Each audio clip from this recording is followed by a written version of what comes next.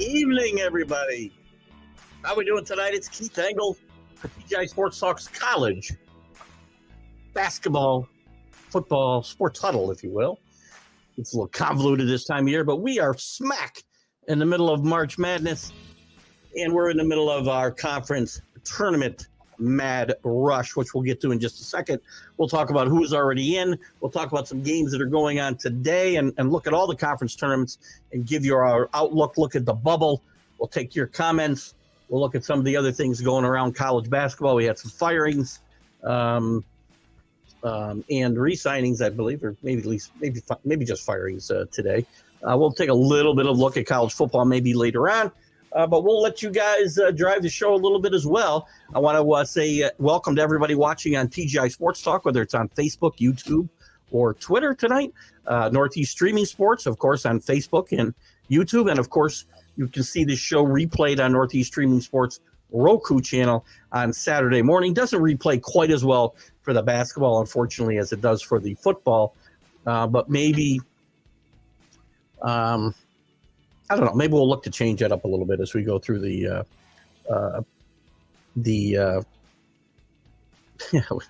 tournaments here. Maybe we'll do a few minutes live on Saturday mornings. I don't know. We'll see how it goes. Also, we'll welcome everybody on Let's Talk Sports watching on their YouTube stream tonight, too.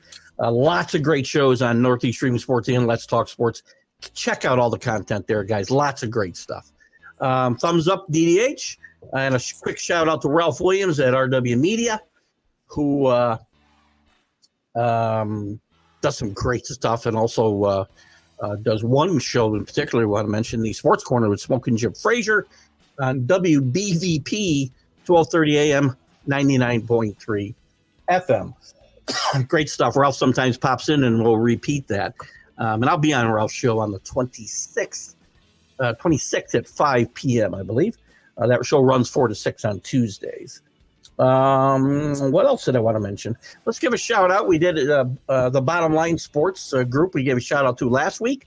This week we'll focus on the sports authorities, I think, this week. And John Gonzalez, who's one of the great supporters of TGI Sports Talk and has been since the very beginning, the last 4 years now. Hard to believe we've been doing this 4 years.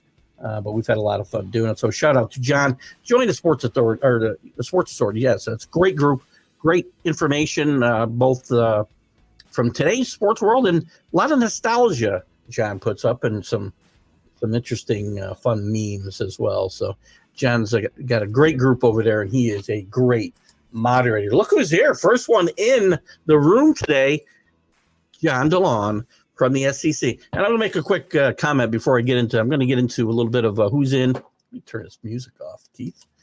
Why are you talking over the music so long? We'll get into who's in the tournament, and we'll get into how the tournament's shaping up, the conference tournaments, if you will.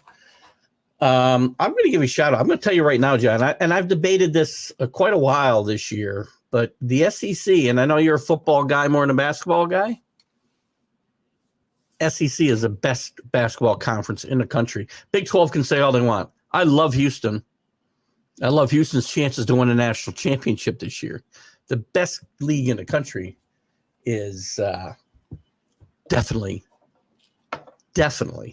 the SEC. We can talk more about that as we go along. Hello, Daniel Barry. How you doing tonight over there, Daniel Barry Sports Highlights? Great to have you with us as well. I don't think Daniel's and Daniel, if I don't know if I'd mentioned this before, if you're ever interested in having the content shared over there, I'd be happy to do it. I got to get in there and follow you. Actually, I've been trying to remember to do that. Let me make myself a note. I'm gonna have to make a few notes tonight because I know we got to do some stuff. We're gonna get started with some college basketball talk here in a second. But check out Daniel Barry's Sports Highlights. I've gone there a couple times now, Daniel, and I keep forgetting to follow the show. We're going to set up I know Rick Sherlock sent me a message earlier.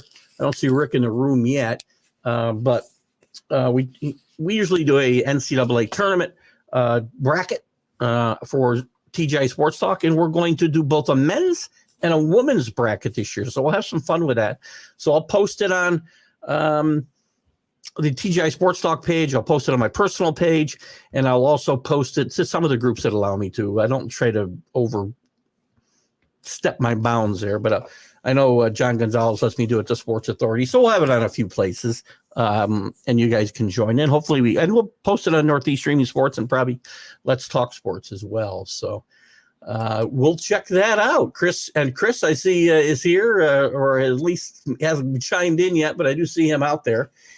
So Chris F. Grave will say hi to you. The only one else I can see. We got a bunch of people watching, but I can't always see who they all are. If they aren't on Facebook or YouTube, I usually have trouble seeing who's out there.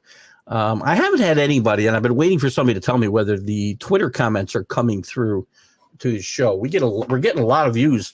Our main source for views and engagements are on Facebook, because that's where I know how to really share the show and get it in front of the most people. We get in front of about 15,000 of you people a week, between all the groups that I'm allowed to share to and those who come directly to watch the show. And Twitter seems to be getting a lot more engagement. I mean, we had a couple of shows with nearly 2,000 views on Twitter, which is really, really good, just individually. When I do 2,000 views on 2,000 or 3,000 views on Facebook, it's from a gazillion different sources. So anyway, just thought I'd throw that out there. We'll get those tournaments posted very, very soon. So let me take a quick look at who is in so far. Let's look quickly. I thought I had this up. Gosh darn it, man. That's the coaching. All right, let's do it from here. Here's the teams that are in so far. Automatic bids. Ohio Valley Conference champion Morehead State Eagles. They win the title game over Little Rock 69-55. Riley Minix was their leading scorer there. The Longwood Lancers, I believe their first trip to the NCAA tournament ever. They won over UNC Asheville. High Point was also was the tournament favorite there going in, and that's their second appearance. Sorry, first since 2022. What kind of sense does that make? Wayne Napper was their leading scorer. It's their second appearance. My bad. High Point was the favorite to win this conference, the Big South, and they've lost to Longwood. Missouri Valley, we had an upset as Drake, a very good basketball team, who I've talked a lot about on this show, upsets Indiana State 84-80 to get the automatic bid. Now the question becomes, is Indiana State in? Did Drake take a bit away from one of the power conferences? I think they should. Indiana State should definitely, in my mind, be in the NCAA tournament. This is the seventh appearance, by the way, for the Drake Bulldogs, a really good basketball team in the last several years. The Atlantic Sun Stetson Hatters get their first NCAA appearance with a 94-91 win over the Mad New Yorkers. Our own Mad New Yorker is Austin P basketball team.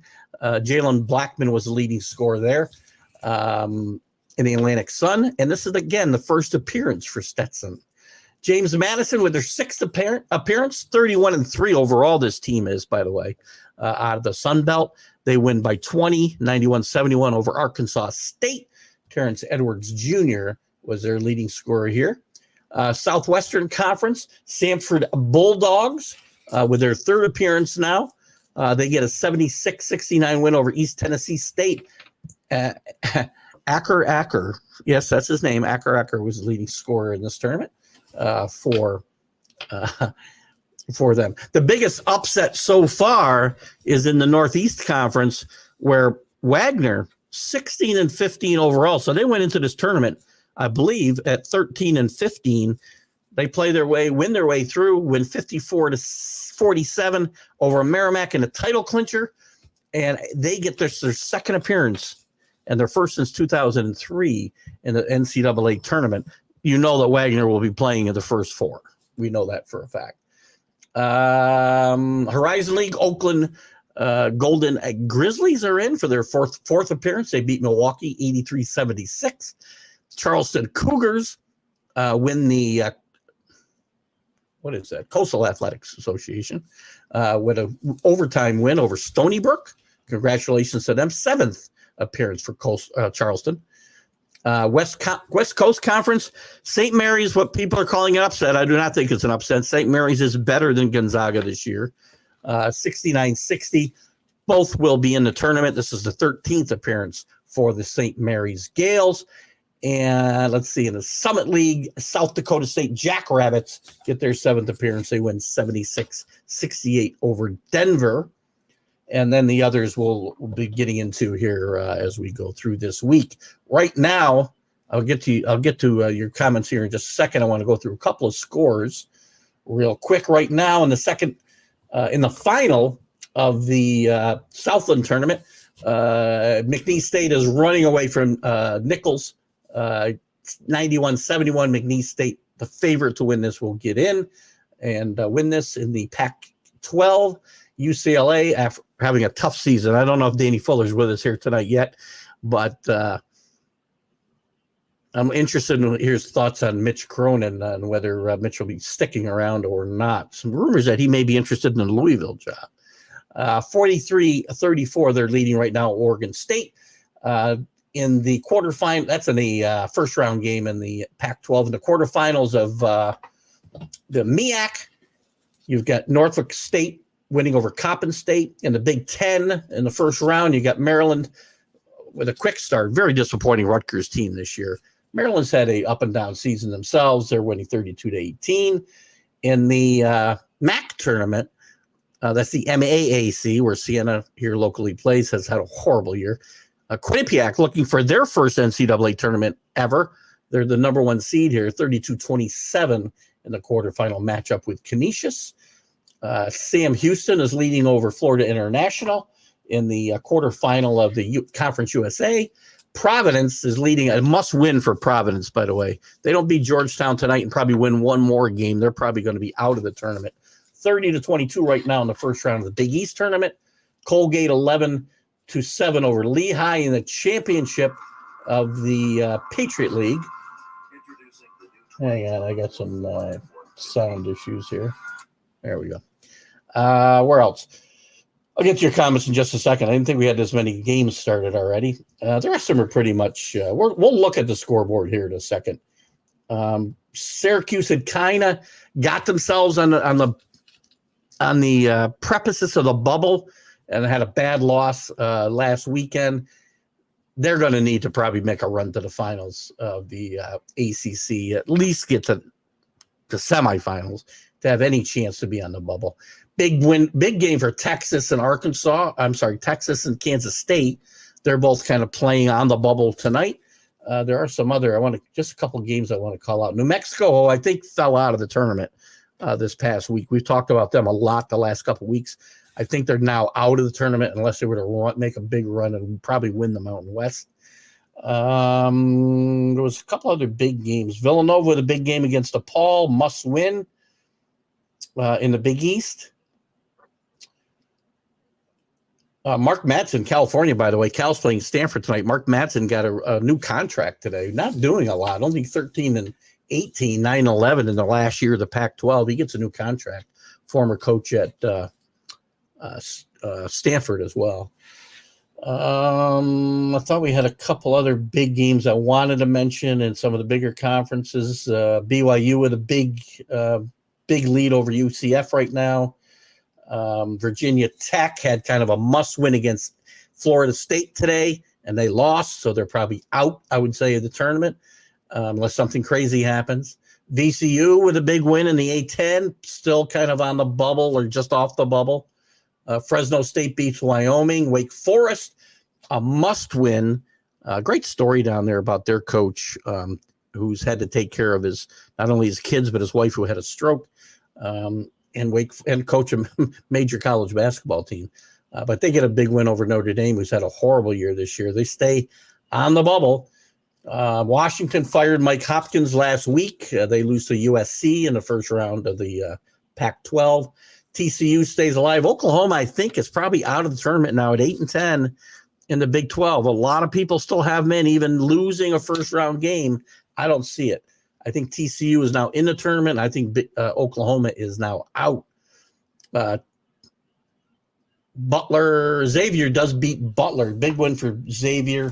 Butler likely out of the tournament, I would say now at 18-14, 9-11. I do not see a way they find their way in. And Colorado State probably has played their way into the tournament with a win over San Jose State already. So sorry about that, guys.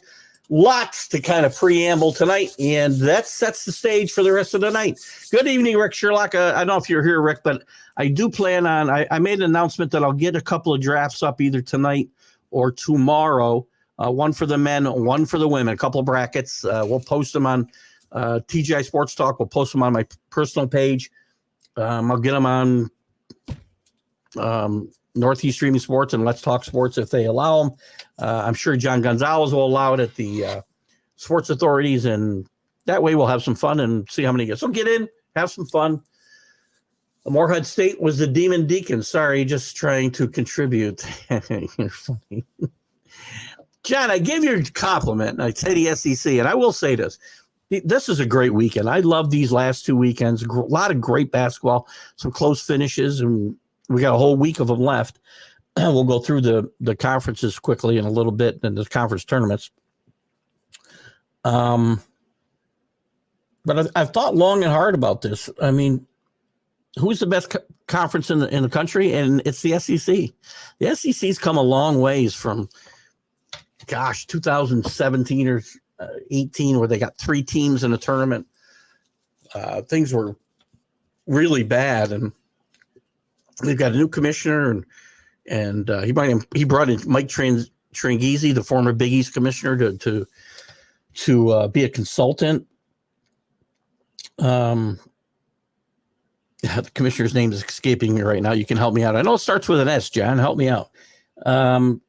But they made a concerted effort to counsel these teams when they're bringing in coaches to go look for a big name. I mean, since that time we talked about, well, Calipari was there. Bruce Pearl's come in. Nate Oates has come in. Beard at Ole Miss, who just got a contract extension, has come in. Who else? Bunch of Bruce. I said Bruce Pearl, didn't I? Rick Barnes. I think Rick Barnes was there at that time, but now they're making an effort to really, and it's a deep league, man. And that people talk about Kentucky and why is Kentucky falling so flat? Part of it is because the league is better. So congratulations to the SEC. They're going to have a bunch of teams in this tournament.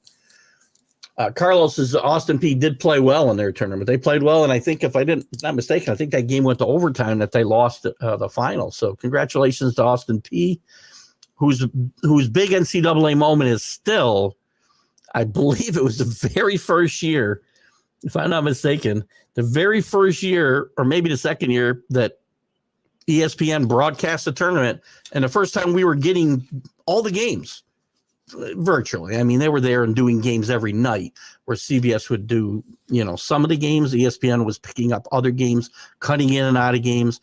Dick Vitale at the time was working in the studio, and he said, I don't remember who Austin B was playing. It might have been Kentucky, but I think it was a top-ranked team, a top-seeded team. They were winning at halftime, and he said he would stand on his head if they were to upset him, and they were still leading late in the second half, and he came back to a shot of Dick Vitale trying to stand on his head. Austin P ended up losing that game, by the way. Your feed is breaking up. Anybody else seeing that? Because I am not seeing any internet issues here or anything, so please let me know when I jump. I do get a little animated and move around, so I apologize.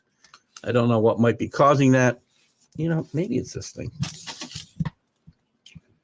If anybody else is seeing that, let me know. Thank you, Rick, for the audio-visual help, as always. You get the Buck Buchanan Award tonight. Just kidding. Hello, Ralph Williams. Good to have you. Wake Forest plays Pittsburgh, I think. I think you missed. I think you meant to say that. You said plays. I think you meant Pittsburgh plays Wake Forest 2:30 tomorrow. Big game for both those teams. It's probably. I really think that's a game where the winner's in and the loser might be out, Ralph. And we mentioned Ralph earlier, RW Media, and the Sports Corner is the show that we constantly push for Ralph. But he does a lot of great stuff on RW Media. Don't just stop at the Sports Corner. But do check that out. Tuesdays, he does that with Smoking Jim Frazier from 4 to 6 p.m. We'll be on there on the 26th at 5 o'clock. There you go, Ralph. Did correct himself. There's Chris F. Grave. How are our Prussian mountain folk? Listen, Vegas, we talked to Vegas a couple of times, I know, Chris, and I think without a run to the final in the Mountain West, if that's what we're talking about, I think they're going to have a tough time getting in this tournament. In fact, if we look down, let's see where, real quick, let me see if Lenardi's got them anywhere on the cut line here. He's got some interesting stuff in his bracket watch stuff here today. Must wins, win here and win. I'll go through that in just a second. Right now, and Ralph's here with us. He just mentioned Pittsburgh. Lenardi has them next 4 out. He does still have Syracuse with a win against NC State, and then a win again on Thursday, potentially being in. He doesn't even have them on his bubble line at all. New Mexico, he's still got as the first 4 out. Who else have we talked about? St. John's, last 4 in, but they've got a win. Right now, here's the teams winning in. TCU, they won, they should be in. Mississippi State against LSU. That game is Thursday at 1 p.m. Mississippi State likely will be in. They could be in without a win, but they need a win to secure that. Virginia needs a win against either Clemson, Boston College, or Miami, whoever they're playing tomorrow at 9:30. Out without a win, Wake Forest, so they survived. New Mexico is likely out if they lose today, and we said that they were, I think, ahead. Did I say they were ahead? Let's look at the Mountain West and see what's going on there. Since Chris brought them up, let me just switch this to the Mountain West, and then we'll get to more comments. So keep them coming. We'll get back to you in just a second. Hold on here. Mountain West. New Mexico now up 22-2, and we'll go back to that in a second. I want to go back to these Joe Lenardi's winner go home scenarios. Villanova versus DePaul, they're winning right now. Utah versus Arizona State. St. John's tomorrow at 2:30. Big game against Seton Hall. That's a tournament game. That's an NCAA tournament game right there. The winner of this game is probably in the tournament, probably playing in the first, which I think is where Lenardi has. He does have Lenardi. Lenardi does have St. John's playing in the first 4 right now. Pittsburgh with a win against Wake Forest, Ralph, in the tournament. Memphis with a win against Rice or Wichita State tomorrow. Texas A&M with a win against Ole Miss. Actually, these are out without a win. These are not teams that are in. My bad. They're not out if they were to win. They're out if they lose. Iowa versus I care for these teams that are making a run at Iowa. I want to see them. I love to see them get in a tournament. Maybe they can do better without great expectations. Colorado against either Utah or Arizona State, which they'll be playing each other, obviously. South Florida against East Carolina. And then you got 10 teams that need multiple wins. Virginia Tech, Providence, Syracuse, Kansas State, Houston, Oregon, UNLV. Multiple wins. There you go, Chris. What else is going out there in the Mountain West since we're talking about it? Fresno State has already beat Wyoming 77-73. And Colorado State, as I said earlier, beat San Jose State 72-62. I do believe Colorado State already in the tournament. John says he keeps hearing on radio shows that the mighty SEC is the best basketball conference this season. I agree. You're also no, LSU is not very good, and I agree with that as well. They're not going to win. The SEC most likely. Well, look, I'm going to look at all these tournament matchups here in a second. Is LSU playing today? I would think they'd be playing today. They're not. Maybe they're already out. Did they lose yesterday? No, they didn't start till today. So who they got? LSU did not even make the tournament. So there you go. They don't take all 16 teams. And I know you're a big LSU fan, so that holds you back. Feed is fine on YouTube. Thank you. Who knows? Could be Facebook. It could be It could be Basement Bob, trying to block my signal, Rick. I don't know. I think Rick is talking about my green screen, not the audio. Oh, that could be, John. I've had trouble with the lighting. I don't fade in and out because I use the green screen, so it's good there. But you do get some, if you can see a little bit of, you can't see where I'm pointing here, but I do have a little bit of pixelation on the corner of this. You know why? I'll tell you one thing.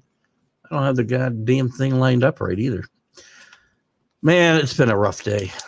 Work, real work sucks. I can tell you right now. This is a lot more fun. Spending time with you guys is a lot more fun. You too, John. It does look like the top of your. It is, and that's the lighting. It's funny, depending on the shirt that I wear, or there's another shirt that I wear in the wintertime a lot. My green Miami pullover. Man, that thing just all over the pixelation. So anyway, you get what you pay for. Mac Sports, best college sports talk on the internet. Thank you for that, Mac or Linda, whoever we're talking to tonight. Mac and Linda McGrath over there at Mac Sports and Northeast Streaming Sports, as I mentioned. Great content over there. We're live on Facebook and YouTube there, and this show will replay on Saturday. Mac, I may do some live stuff on that Saturday morning slot, but I don't think it matters to you. Through the basketball tournament, we'll see.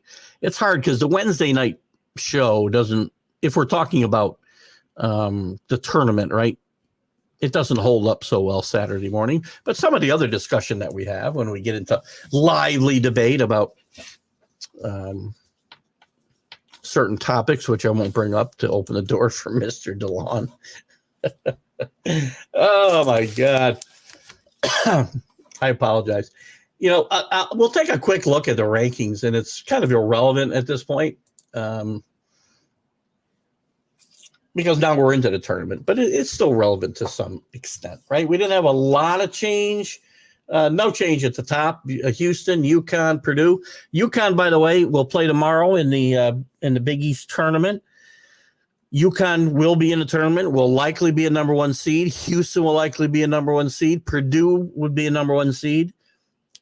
They'll have to play their way out of that. That fourth number one seed now might very well belong to North Carolina Tar Heels. It might belong to Tennessee.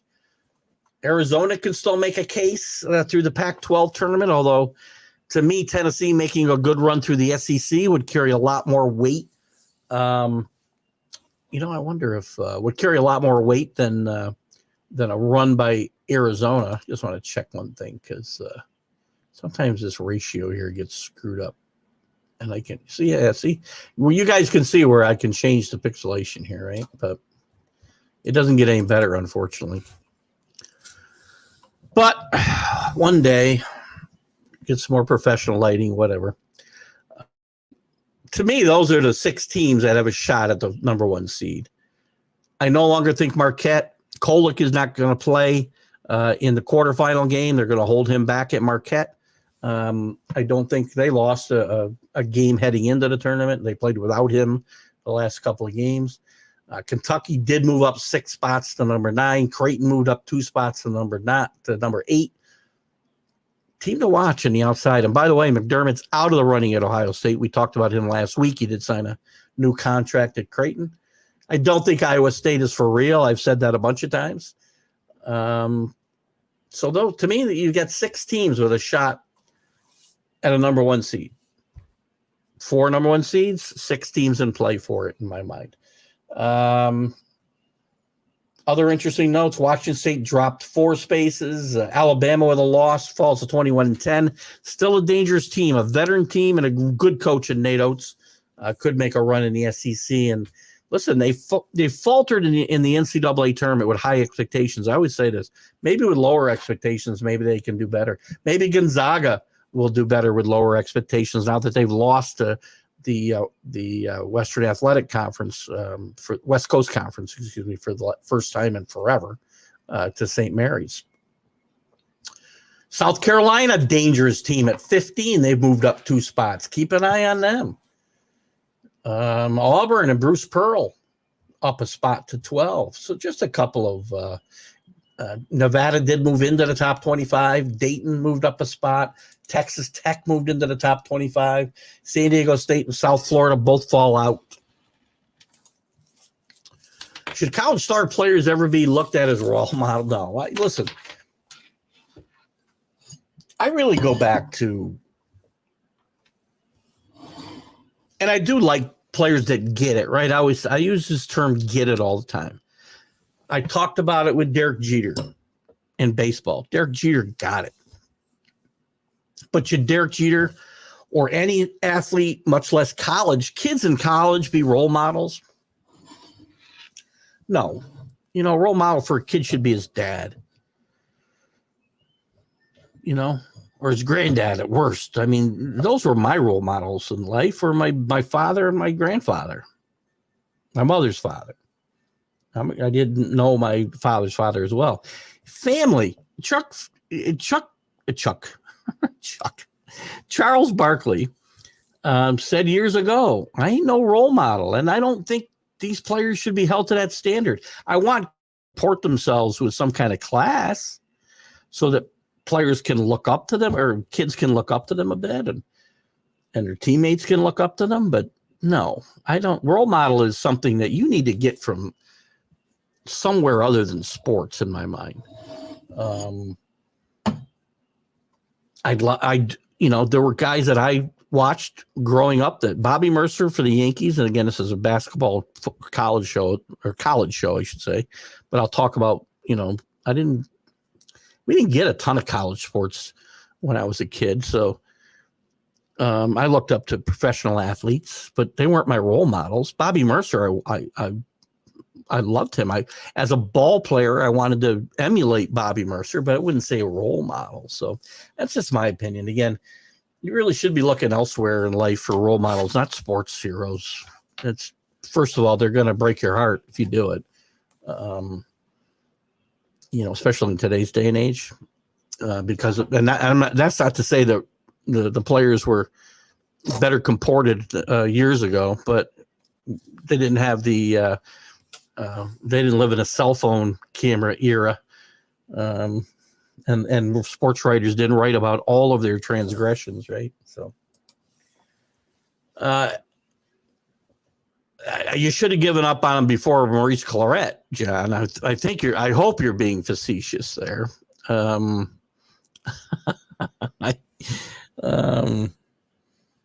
don't know. I mean, again, I do believe athletes, knowing that there's young kids that follow them, should probably, forget about even anybody following them. There's a way to play the games that you're playing, whether it's football or basketball or baseball or hockey or cornhole, which is now a college sport, apparently. You should comport yourself in a certain way, right? You should play the game the way it's supposed to be played. You should hustle. You can play hard, and you can play. There's a difference between playing hard and playing dirty. And sometimes people forget on both sides of that, right? Players step over the line from hard play to dirty play, and fans think hard play is dirty play sometimes. So there's some misunderstanding of what the actual meaning of those words are, but you should play hard without being dirty. And you shouldn't cheat yourself, cheat your teammates, cheat the fans. Most of all, don't cheat yourself, right? Play the game the way it's meant to be played. And a lot of athletes don't do that today. But again, role models should come from your household and your family, and it can even be your friends, I suppose, but it shouldn't be people you don't even know. You can look up to them, respect them, or disrespect them. Not disrespect them, but not respect them. But that's a good question, Chris. All right. So what else did I want to look at here on college basketball? By the way, we had some coaches fired. Let me go through the tournaments first. Let's get through all the tournaments, and then we'll take a look at some of the coaching news around too. I want to keep that up in case I need it. Let me get off of this and go to the men's championship week. Oh, we got a couple more comments. Is using the term participation trophy considered dirty?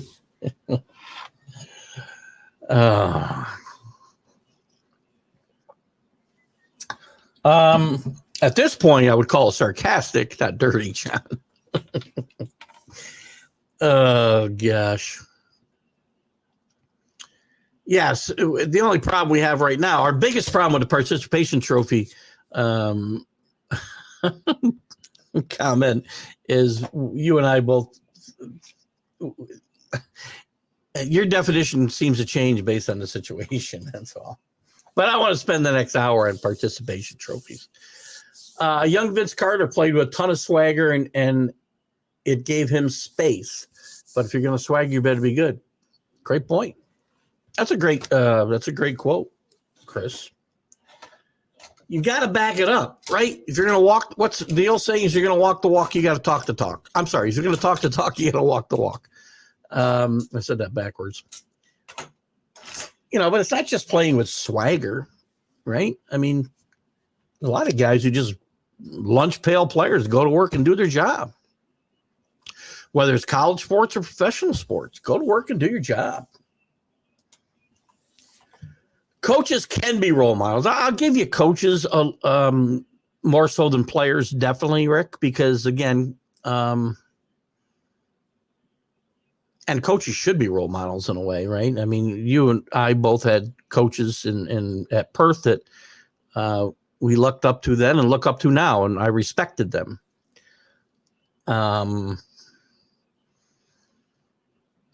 And they do help mold the good ones, especially when you're a kid.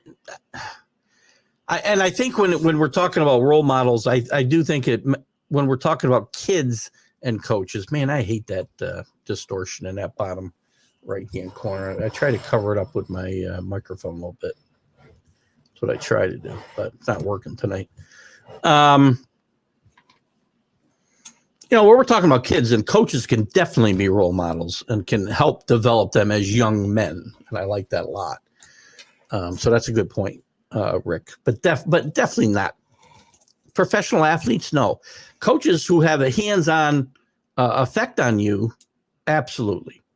Not coaches, I know you're not talking about, watching Don Shula when you were a kid and he's a role model. But, you played for a lot of football coaches that you respected. We all played for a lot of coaches that we respected. Great. Roger Gifford was a great influence in my life and helped me become a better ball player in high school, which helped me become a better person in life because I accepted failures. I wasn't good until he challenged me to be good. So yes, I agree. Where was I? So we talked about these tournaments that have already concluded, and congratulations to all the teams that are already in. The rest of the leagues that are coming in now, we've got blah, blah, blah. Big Sky is being played starting on the 9th, and it's ending tonight. Big Sky's ending tonight, actually. So this is too hard to do this way.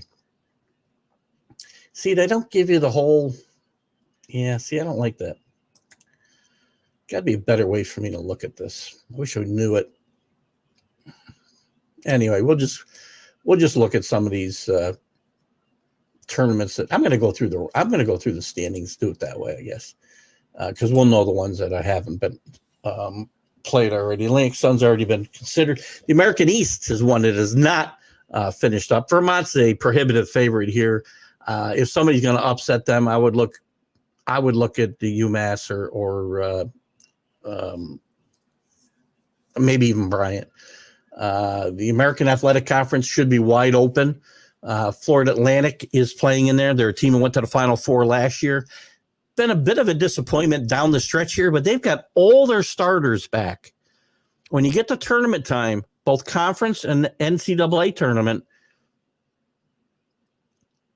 veteran leadership, two things.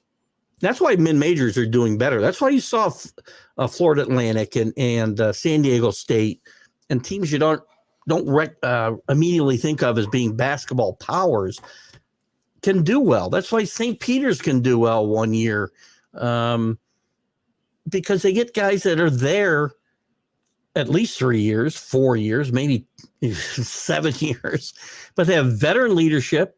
They have good guard play, and those things can take you a long ways in these tournaments.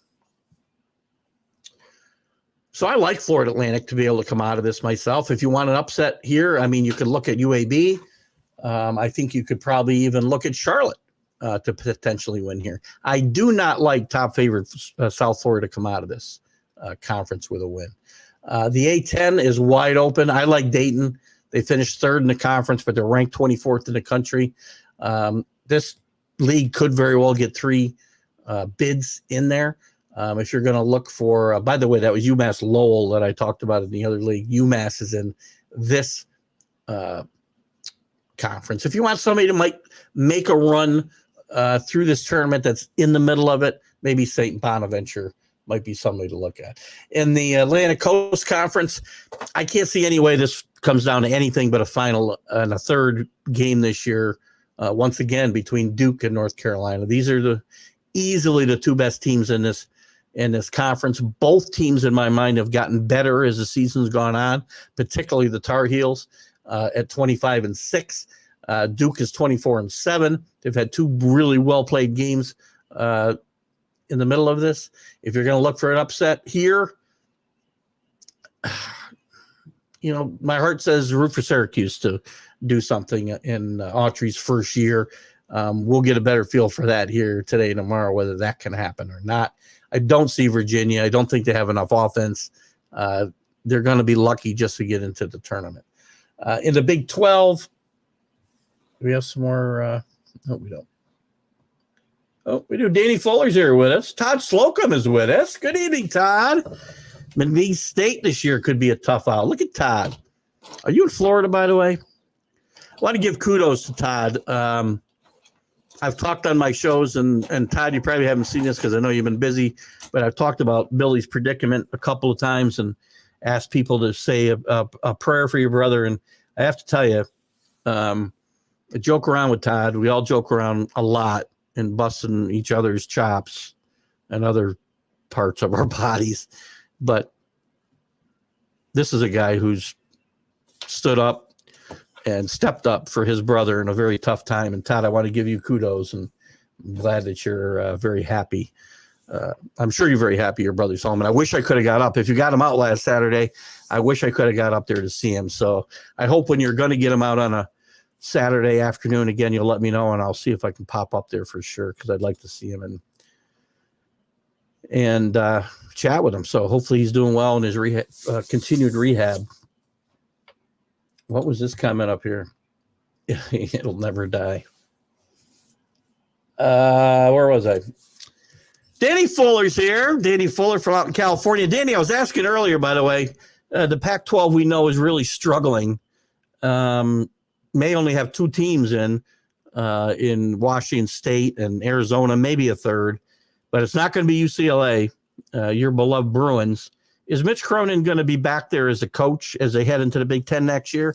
I read some rumors today, and if we get a chance, we may chat about it. Mitch Cronin may be interested in the Louisville job, and they may have some mutual interest. He has ties to the Midwest and that part of the country, or Mideast, if you will. It'd be interesting to see if Mitch Cronin were to go back home there. Maybe he doesn't want that crazy travel that you're going to have in the Big Ten next year. The thing is, whether it's Mitch Cronin or Eric Musselman, who's also mentioned for that job, leaving the SEC, or Cronin leaving the Pac-12, I don't know that you're going to want to get out of the SEC or the Big Ten on your own volition, not knowing what the landscape of college sports is going to be in the next 5 years. Who said this? Danny Fuller, absolutely. Anyway, Danny says absolutely coaches can be role models. Definitely, I agree. Again, coaches that have a hands-on effect on you, right? Not watching, like we're talking about college players or even pro players. Todd is still in New York. He did not travel with his brother Randy to New York. And again, Todd, kudos to you, and I hope you do let me know when Billy might be out and about again. So happy that Billy's doing so much better, and really proud to call you my friend, buddy, the way you stepped up for your brother. So just want to get that out there. 3 will get in. Who is the third, by the way? I'm missing somebody. I know it's not any of the normal. Bear with me 1 second. Pac-12. You think Colorado. So Colorado is really on the, and Oregon, I would say, are probably on the bubble. Colorado sitting at 22-9, 13-7 in the conference. They're probably the best bet to get in. I don't think Oregon's getting in. Dane Altman, by the way, is another guy from Oregon who's been mentioned as possibly looking. He's in his early 60s, maybe one more restart to his career, being mentioned a little bit at Louisville too. That'll be interesting. You think Cronin's on his way out by his own volition, Danny, or will he be fired? Is the question. Thoughts on USC? I think it's been a tough year for USC. It's been a tough year for UCLA. It's been a tough year for the Big 12, the Pac-12 in general, right? USC's had an atrocious year. They played a little better as the season went on, but still finished 8-12, 14-17 overall. Never really got it going. They did win their last 3 games, and again, played better, I think, is a lot of heat and a lot of pressure. We talked about this last week, Todd, about Bronny. Bronny's not coming out. Bronny's not going to get drafted. Bronny's not.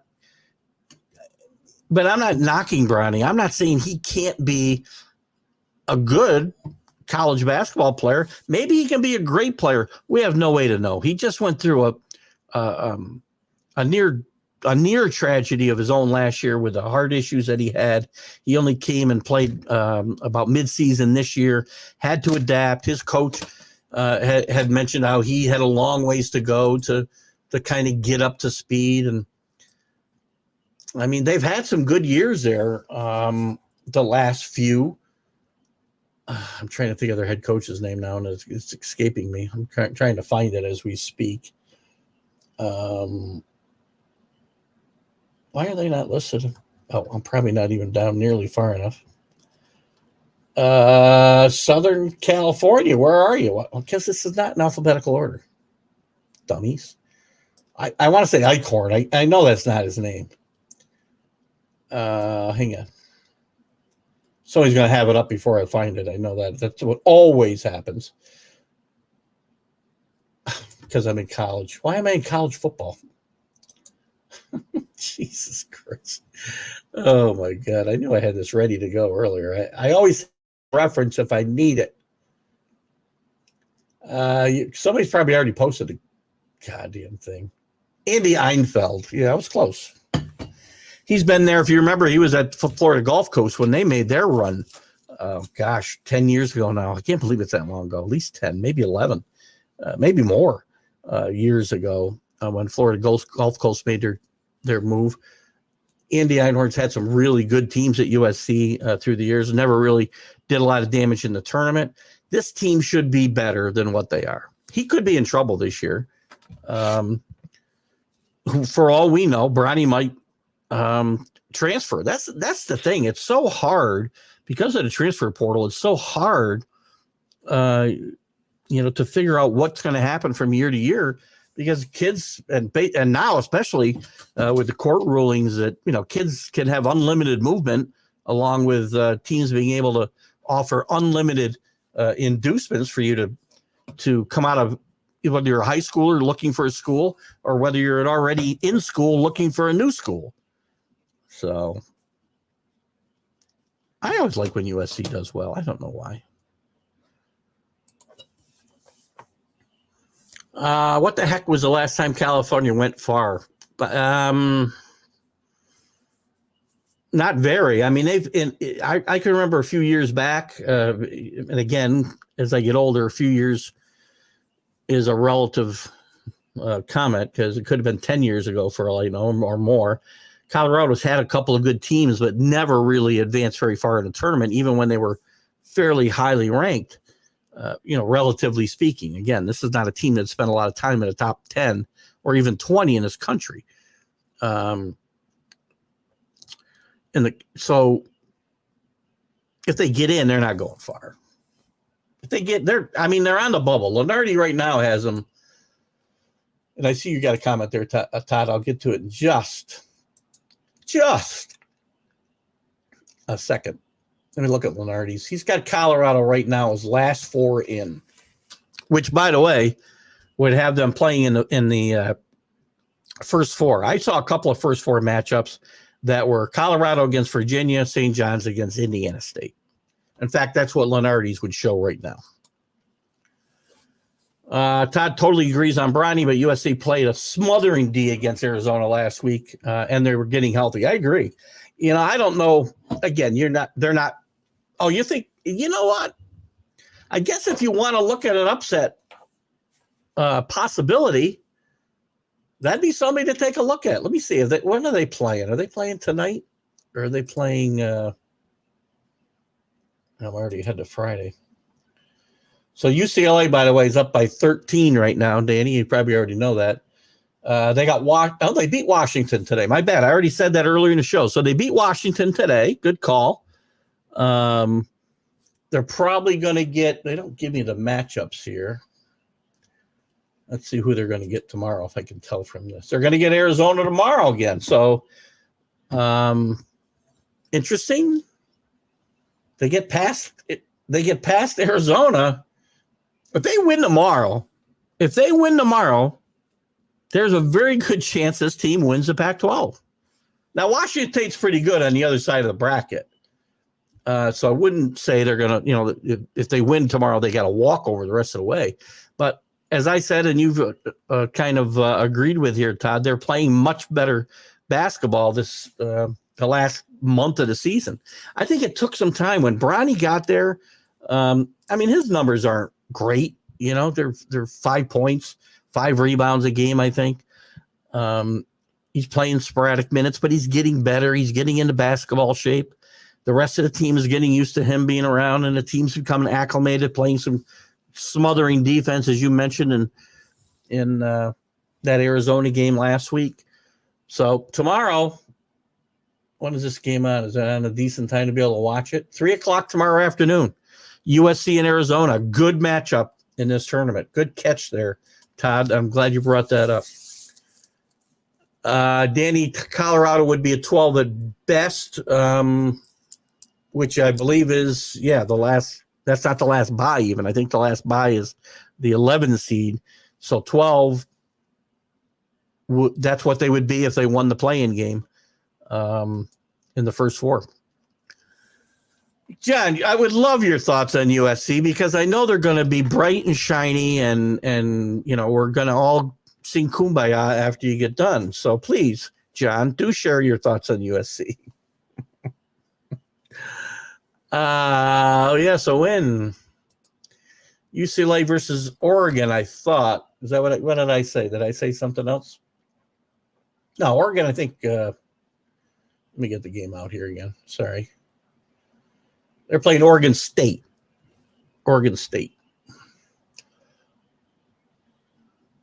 I think Oregon must have a bye. They're not playing until tomorrow. They get, I guess, they may get the winner.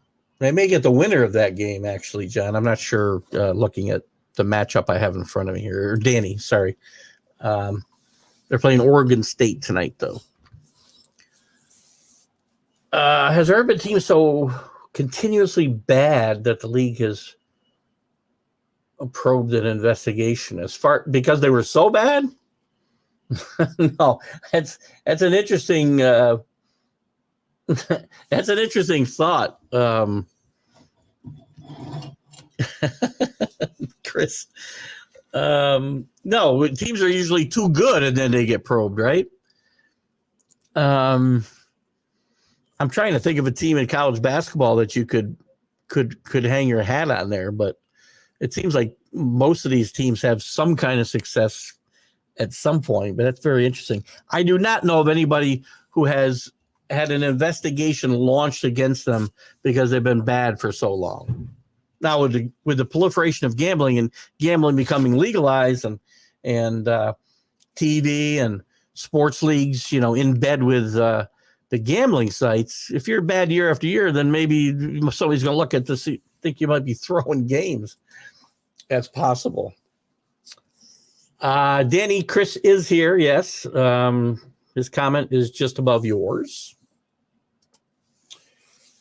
Neil, USC is well coached. Shame. And again, I see now that's. And Neil, take this in the way. I tell all of you, I always tell all of you, when I do seem to chastise you, take it in the vein that it's meant. I'm not trying to be a dick, believe me, but he doesn't need to babysit LeBron's kid. He recruited LeBron's kid to the team, and there's no indication that Bronny needs babysitting. Maybe LeBron needs babysitting, but Bronny needs to be left alone to be a kid and find out who he is as a basketball player. We don't know. LeBron doesn't know. Andy Einhorn doesn't know. And Bronny doesn't know. We don't know he needs to do babysat.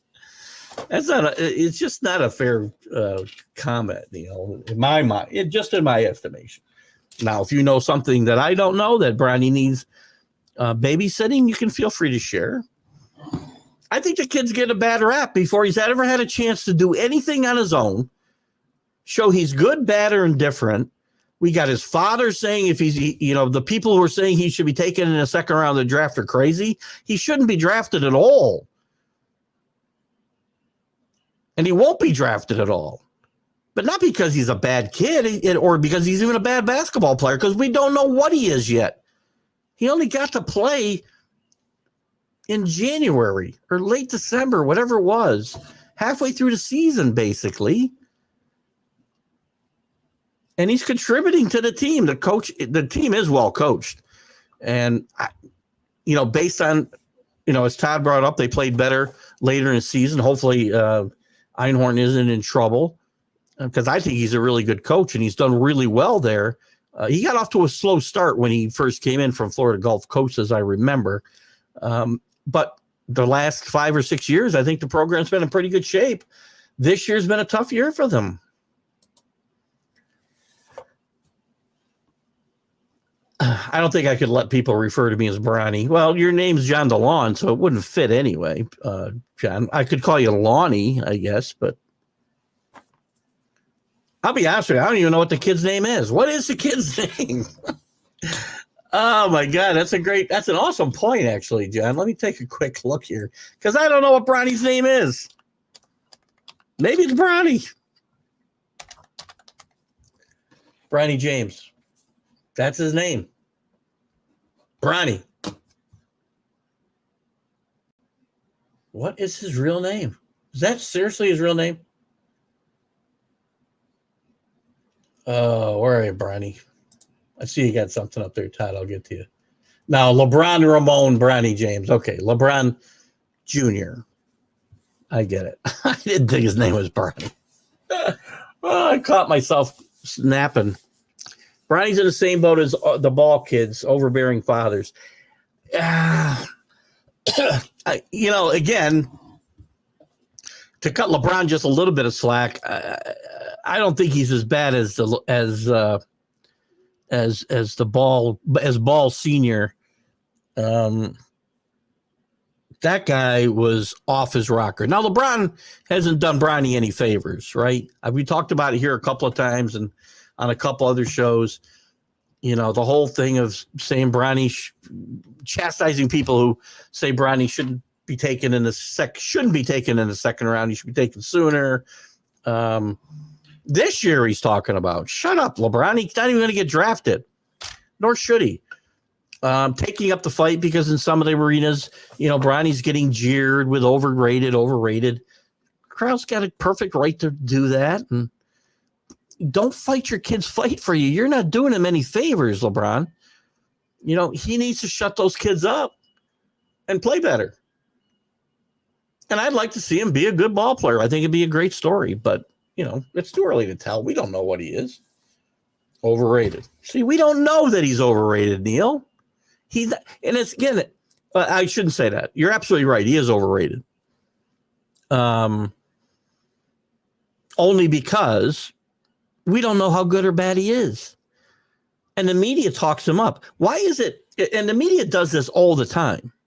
They build guys up so that guys like Neil and certainly, Neil, you're not in the minority here. You're probably in the majority who think that. And I think he'll either stay at USC or he'll transfer. I do not think he'll be coming out of college this year. I don't think there's any chance that he'll be coming out of college. But the media drives this train. Bronny James hasn't done anything to make himself overrated. His father has a little bit, to Todd's point about overbearing fathers. But even LeBron couldn't do that without the media. It's the media that he hypes these guys up. And then you can't live up to it. And how is he? And again, you tell me, Neil, wow, he's supposed to have a serious heart condition last year, miss half the season, and play any better than he played this year. I'm going to defend that kid. I'm going to defend any kid that's put under that type of microscope. I don't think it's fair at all. And again, it's not just you. This is a predominant thought across the country. And he doesn't need me to stick up for him. He just needs to go out and play better, and he will. I think if he comes back to USC, Andy Einhorn's a really good coach. And I do think that team will be better next year, and Bronny will be a better player next year, and we'll get a better feel for who Bronny is as a basketball player. It's unfair to judge him this year. How could he ever have been in any kind of top basketball form this year? How? The kid almost died last year. Or could have died. Whether he almost died, I don't know. He could have died. Lonnie does not work for me. I don't like it either. So I got some other names for you, Chad. I'm kidding. John, you'll be happy to know, Neil, by the way, and Neil, again, I don't take offense to my, as I tell everybody, I'm a very opinionated guy. And I use Billy Packer's moniker all the time. I'm sometimes wrong, but never in doubt. But when I disagree, I'll certainly have to point it out because it's just who I am. And otherwise, it would be boring if I sat here and agree with everything you guys said. John, I did want to point out that Neil is one of your Southeast. I don't know if I want to call Neil a Southeast SEC elitist. John DeLon, Neil, revels in that moniker. Neil's a fan of South Carolina Gamecocks, who, by the way, Neil, I became friends with Jim. Jim, I don't want to say his last name wrong. Let me get to Facebook here real quick, if I can. Oh, I got it right here. Oh, no. Didn't lose you guys, did I? Okay, good. What is Jim's last name? I'm going to say it wrong. That's why I want to check it out here. I thought about asking him to come on. Jim Graziano. Maybe you know Jim. I don't know, Neil, but Jim and I are now friends on Facebook. He sent me a message about the tournament starting, and he's a former Gamecock player, played in the 70s for Frank McGuire. So interesting, and I hope if you're watching, we'll get you on here to talk some college hoops one night. Danny, no one's as bad as the Balls. Those guys, and they couldn't even. I mean, again, I don't know whether LeBron can play or not. Most of the Ball kids couldn't play. I think the one kid's doing okay now with New Orleans, but whatever. That guy was just the worst. He can't throw the hecklers like LeBron.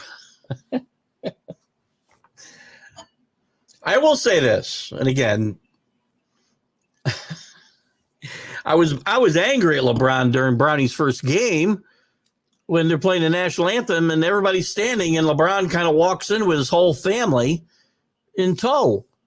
Just stand at the door until it's over, LeBron. It's a bad look. And I will say Rick comes up with some of the better LeBron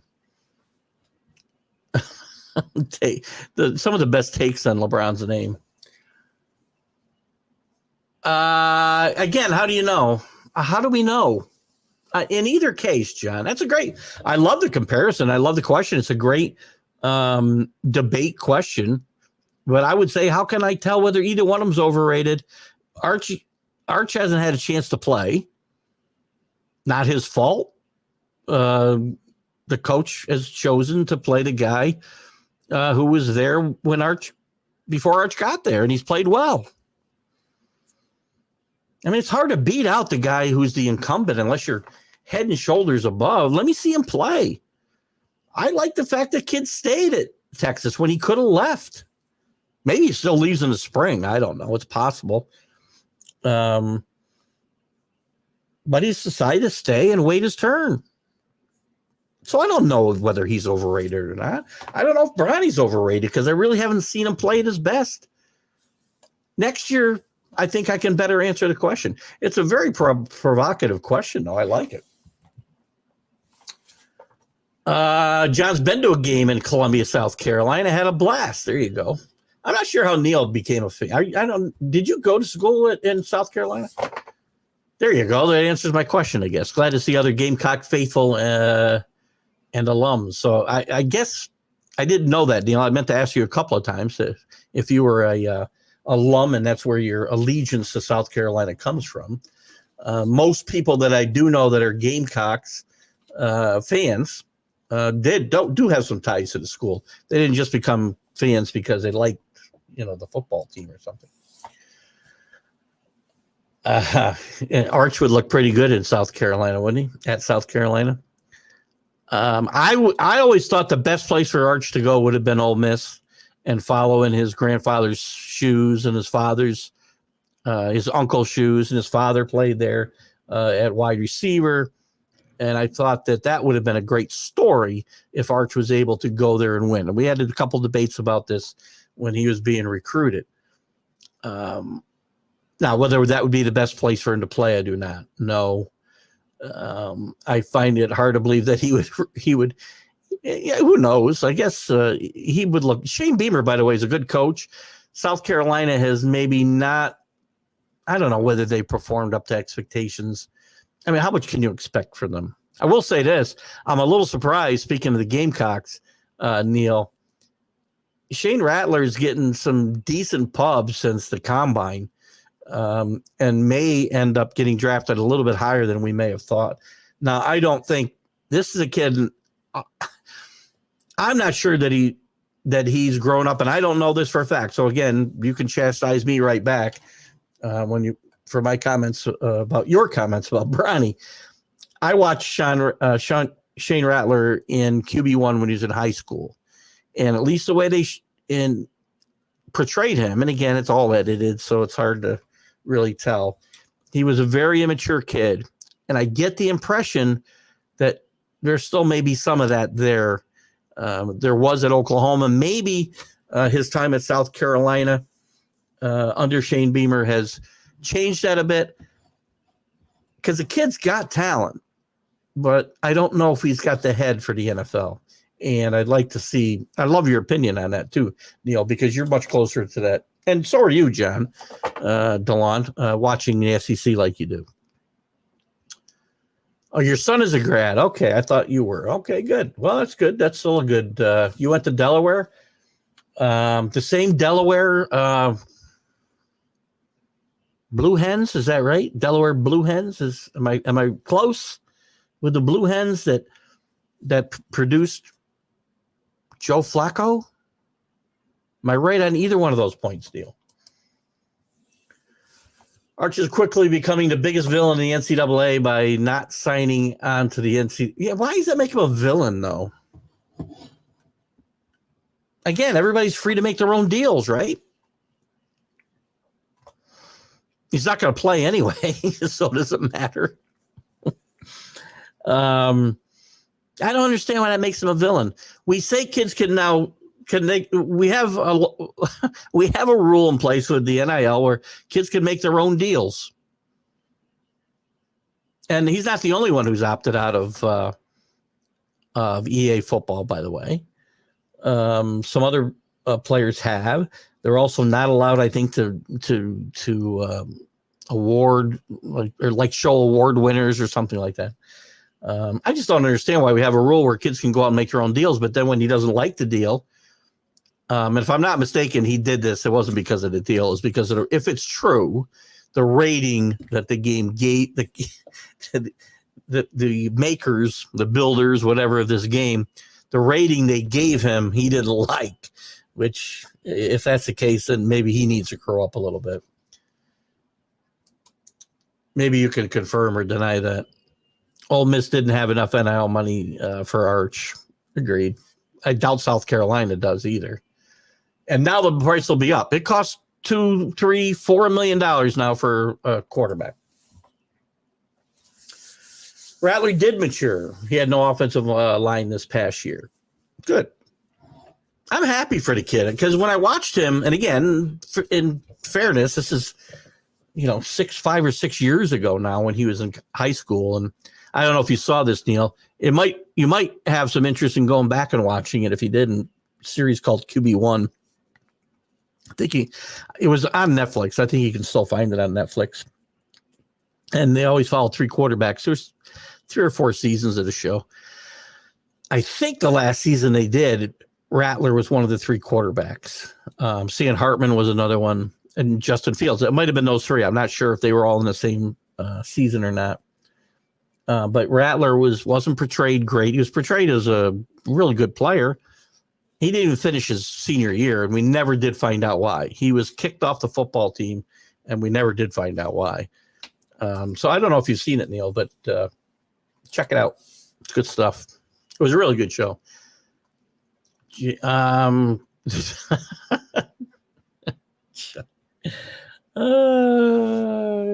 Don't push me towards politics. I had a topic here that I wanted to stay away from, and I'm going to throw it out there. That again, politics can't stay out of sports, right? The NAACP is advising kids not to sign with any of the public schools in Florida. Just really, can we just separate things? I'm not going to get into all the reasons why here, but just stop. Blue Hens, check it out. I got both things right. Damn. How good am I? Sometimes I got to cheat. I didn't cheat on that one.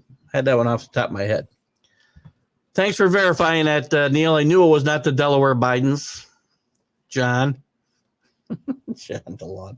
John's trying to push my buttons here.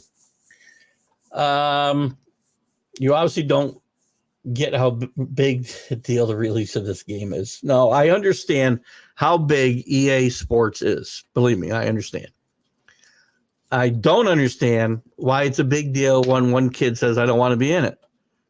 It was a bigger deal when one kid sued them because they used his name and likeness without his authority, the NCAA and EA. I think it was EA Sports, I'm pretty sure.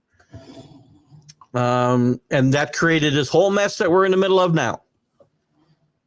That was a big deal. One kid saying, I don't want to be in. I don't know why it's such a big deal.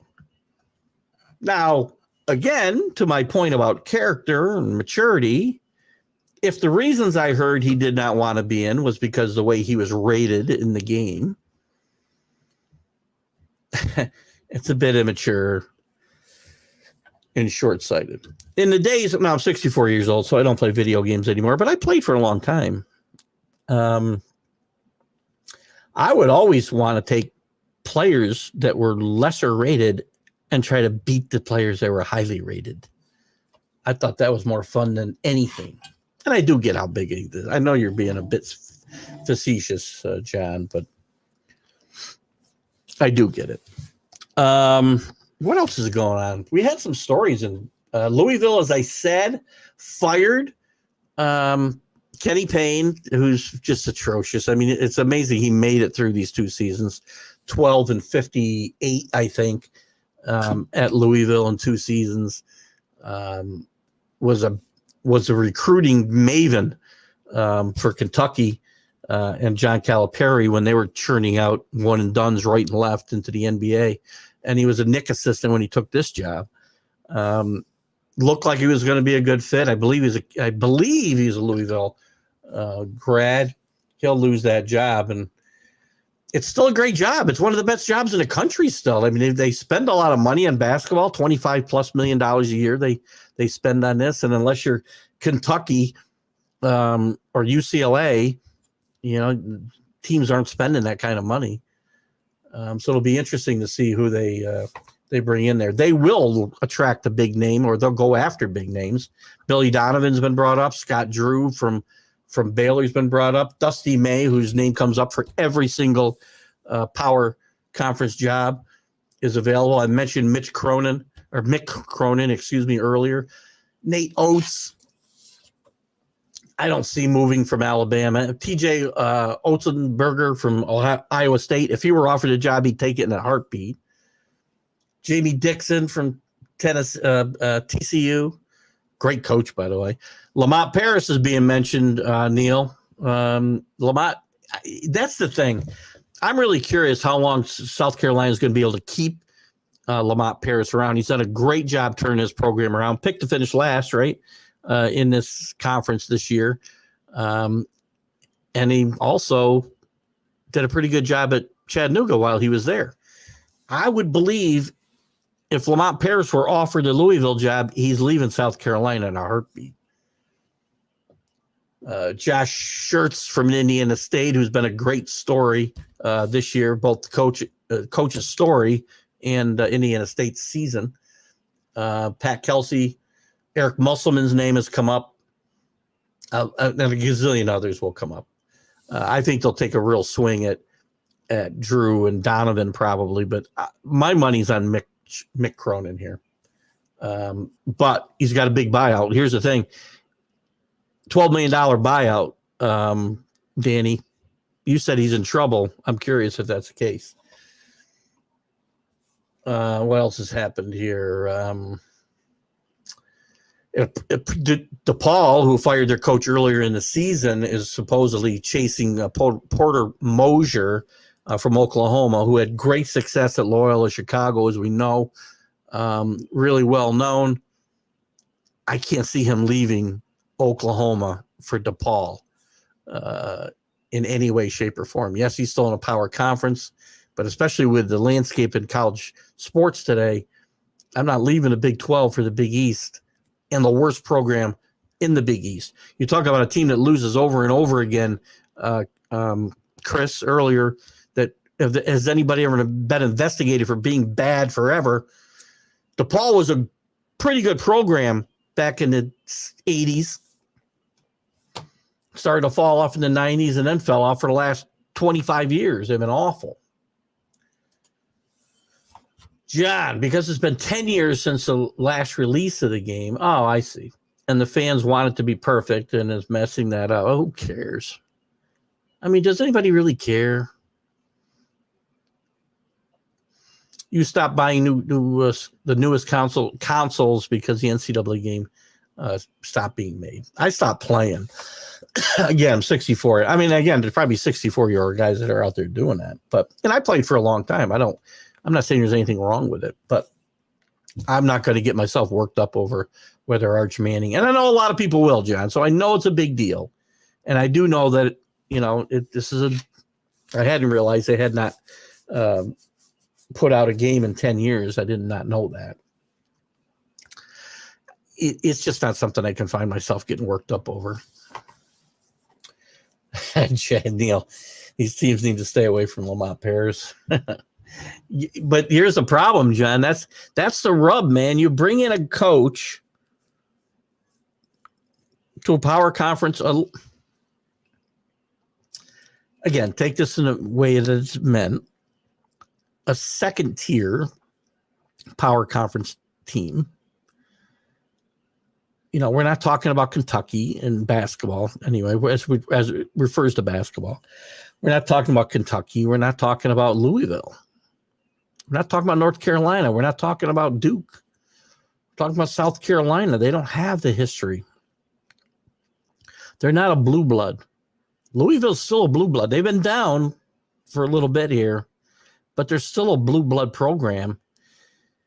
And if Lamont Paris or anybody from Vanderbilt or Mississippi State, Texas, maybe not Texas, Texas Tech, Iowa State gets offered Louisville job, they're going. Or North Carolina came open and they got offered a job, they're going.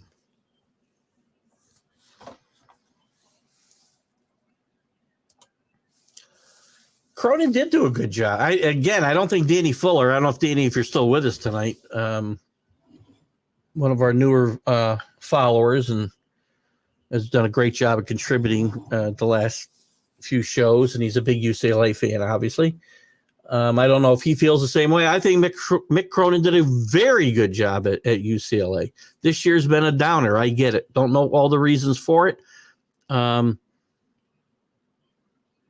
do we got? About 9 minutes left. I got to get on. I'll be on with Robert Butler on the on SportsScope. I will share it. Once I get in, I'll try to share it to my page. But you can check him out on Northeast Streaming Sports as well. I'll be on with him for half an hour. I think we'll be talking some Patriots, probably some college basketball. Who knows what else with Robert? We could kind of go along. But I think Mitch, listen, he made a great run to the Final Four a few years back with a team that nobody expected to do that. And I think he did a good job, a really good job at Cincinnati before that. Was an assistant at Louisville at one point, I think under Rick Pitino. I'm not sure if it had to be before Pitino. He might have been an assistant there under Denny Crum. But he's got some ties to the school, and I think he'd be a good fit. CA coming in for the last 8 minutes. How you doing, buddy? Good to have you with us. Let's see who else is. There's a lot of job openings already. Let me see if do I have them here? I got them somewhere. La, la, la, la, la, la, la. All right. Where did I put these guys? Where did I put these job openings? Well, I'm losing my way. Now I lost it. There's the coaches. Here we go. Already gone. Tony Stubblefield at DePaul got fired. He's the first coach fired this year. A lot of talk again about Porter Mosier. Can't see him, even though he's got great ties to Chicago and that whole area. Did a great job at Loyola. Can't see him leaving DePaul or Oklahoma for DePaul. Maybe. Never say never. Chris Holtman got fired at Ohio State. Team actually played better after he got fired. Maybe they make a little run in the Big Ten tournament. I don't know. McDermott from Creighton was highly mentioned there, but he's signed a new contract now with Creighton. He will not be leaving. So that job is going to be interesting. Dusty May mentioned for that job. He's mentioned for every single job open pretty much in Division I power conferences. John Smith at Cal Poly got fired. Anthony Boone at Central Arkansas. Leonard Perry at Pacific. Lorenzo Romar, who'd been at Pepperdine a long time, coached at Washington before that. And for the most part did a good job. The last few years have been not so good. He moves on. Matt Crenshaw at IPUI. Can never do that. Mike Davis, formerly the coach at Indiana, took over famously for Coach Knight. Gets fired by Detroit Mercy. Parted ways. Sorry. Ron Cantrell from Houston Christian is fired. Brian Mullins from Southern Illinois. Mike Hopkins, who at one time was earmarked as the heir apparent for Jim Boeheim at Syracuse, and then Boeheim kind of changed his timeline. Mike Hopkins famously left the program, went out to Washington, had some moderate success there early on, but the last few years have been a struggle. Dane Fisher at William & Mary, Dana Ford at Missouri State, Luke Yaklich at UIC, Edward Joyner at Hampton, Greg Gary at Mercer, and now Kenny Payne at Louisville. Some other guys that are in trouble. Mike Boynton at Oklahoma State, definitely in trouble. Travis Ford at St. Louis has struggled. That program was really hot when the late Rick Majerus was there, and they've taken a precipitous fall since he's been gone. One of the great coaches, one of the great ambassadors for basketball in my mind, Rick Majerus. Great story I'll tell you sometime that with him and Al McGuire at Marquette. Gerard Haas at Stanford. These guys are all in trouble. Steve Henson at UTSA. Juwan Howard at Michigan. The only thing keeping him there is the fact that he's Juwan Howard. Michigan has just fallen off the face of the earth. He's had a couple of sideline instances, and things are not going well, and things are not going to end well for Juwan Howard, unfortunately. Justin Houston at Fresno State. Wayne Tinkle at Oregon State, playing at UCLA, as we mentioned tonight. Jeff Capel, I don't know if you're here, Ralph, maybe we'll get a chance to talk about him on the 26th. Was on the hot seat all last year. Had a really good season last year and saved his job. And this year, I think they've had a good enough season.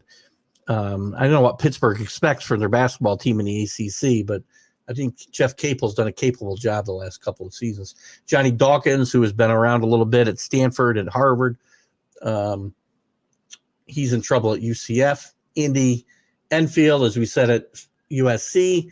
Hopefully this last run, and maybe a good run here in the last Pac-12 tournament, will help him. Jim Ingles at Columbia. Dwayne Killings at Albany should have been fired probably last year with some of the issues that went on there. Mark Schlesinger at New Orleans. We always talk about, it seems. Jerry Stackhouse at Vanderbilt. Same guys we talk about all the time. And there's a whole list of guys we'll keep an eye on. Maybe there's a couple of guys that keep an eye on from retiring. One of them is Tom Izzo at Michigan State, one of the great coaches of all time. They started the season off ranked number 4, fell out of the rankings altogether, kind of rebounded mid-season. But all in all, this season is a pretty tough one for Tom Izzo. I don't think he's going to want to go out this way. Unless he makes a tournament, makes a decent run, who knows? Maybe you see something there. But he's been there a long, long time. He's been there probably 40 years. Does it say here? He's got to be the longest. He's 68 years old. He's one of the longest tenured coaches in college basketball. They're not giving me how long he's been there. I got to say pretty close to 40 years. So anyway, some stuff that's going on in college basketball. We'll keep an eye on the scores. Anything going on? Let me check the scoreboard real quick, see if there's anything of note before we sign off here. I'll try to check this quickly. These games haven't started. Come on. We only got a minute here. Got nothing. I'm on the wrong day. That's why, right? Yeah, I'm on tomorrow. There wouldn't be any scores for tomorrow's games. If there were, I'd be betting them. I can tell you that. Maryland is about to beat Rutgers. Providence is going to get by Georgetown, which is a must for them. New Mexico is going to get by easily by Air Force, which is a must for them. Texas and Kansas State could be a play-in game. Texas up by 5 with 14 minutes left. Syracuse getting pounded right now by NC State. Their season is about to end. And with that, I'm going to end this show because I don't think we have any other finals that we haven't already talked about. So, guys, great show tonight. Great having you with me. Thanks for everybody who contributed. For those who watched, enjoyed having you with me. Enjoy the college basketball tournament this weekend. We'll be back next week with the college football basketball huddle, and we'll be on Friday with Are You Serious? And Sunday with the Stream of Consciousness, and then you can catch me elsewhere. In fact, you can catch me in just 1 minute on the Sports Scope show with Robert Butler. We'll see you guys later. Have a great night. Keith Engle for TGI Sports Talk. Bye-bye.